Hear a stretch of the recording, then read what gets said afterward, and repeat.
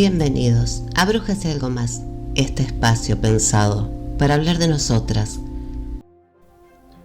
Vivir y dejar vivir, no importa cómo todo termina.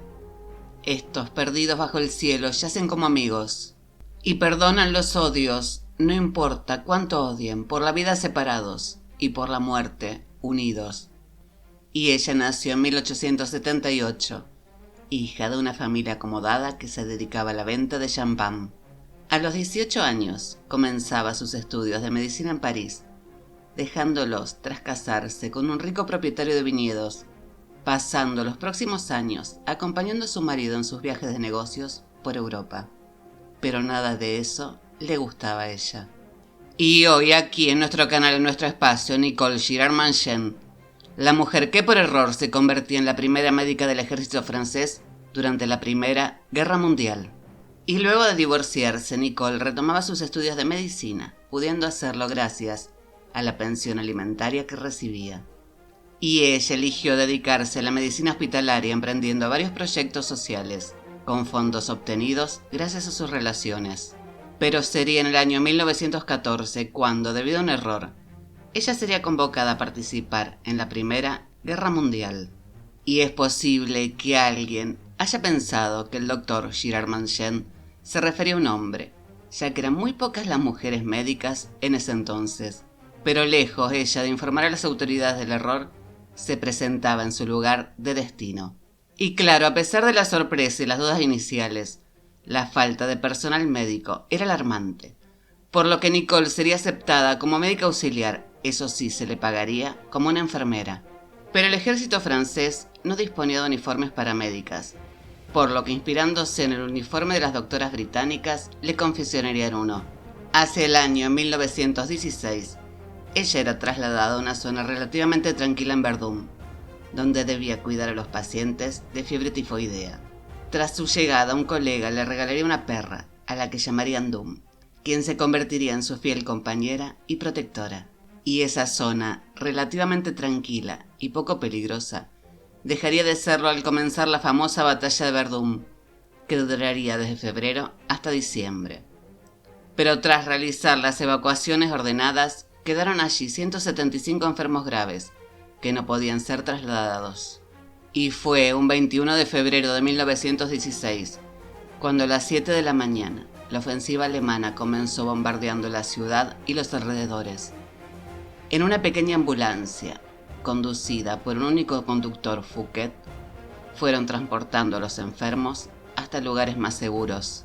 Y a los enfermos del hospital se sumaban las personas heridas por los bombardeos. El 25 de febrero, el médico jefe recibía la orden de evacuar el hospital. Tanto los pacientes como el personal debían partir con urgencia. Pero quedaban 9 personas imposibles de trasladar, entre los graves y los contagiosos. Y Arcel Nicole, la más joven y la de menor rango entre los médicos, propuso quedarse con ellos. Y aunque al principio se negaron a su solicitud, finalmente ella se quedó en el hospital, cuidando de estos pacientes, con 2 enfermeros voluntarios acompañándola. Varios días más tarde consiguieron huir de esa zona, que estaba siendo cruelmente bombardeada. Luego de ese comportamiento tan heroico, Nicole tendría diferentes destinos, en algunos de los cuales ella tuvo que soportar los desprecios de los médicos a cargos, pero ella aguantó. A finales de ese año fue enviada a Somme, después al Hospital Moulier, donde dirigió un servicio de tratamiento de enfermos tuberculosos, y finalmente a Ypres, en Bélgica. Y finalmente, y a pesar de sus numerosos enfrentamientos con la administración militar, ella sería nombrada oficial médico. Como reconocimiento por sus servicios, las autoridades militares le propusieron la dirección del Hospital Edith Cavell en París, donde ella formó auxiliar de enfermería, visitó y operó pacientes, y presidió el Consejo de Administración. Y allí también se enfrentó a 2 epidemias de gripe española. Pero las medidas higiénicas que aplicó consiguieron que el hospital fuera el que menos muertes registraría por la pandemia en París. Finalizada la guerra, ella regresaba a la vida civil sin recibir ningún reconocimiento. Y se involucró en la Cruz Roja, impartiendo conferencias sobre el papel de las mujeres en la Primera Guerra Mundial. También sería activista de una asociación feminista, participando también en la creación de la Liga Nacional contra el Cáncer. En el año 1919, Nicole aceptaba realizar una gira internacional de conferencias sobre el papel de las enfermeras militares durante la Gran Guerra. Pero antes de emprender el viaje, fue encontrada muerta junto a su perra Dum y varios recipientes de pastillas vacíos. Ella se había suicidado, probablemente agotada y sabedora de que padecía un cáncer incurable. Y de ella, además del recuerdo de su valentía, nos quedan sus palabras. Es muy probable que dentro de unos años, unos meses después de nuestra victoria, tenga yo una sonrisa divertida por mi estrafalario atuendo.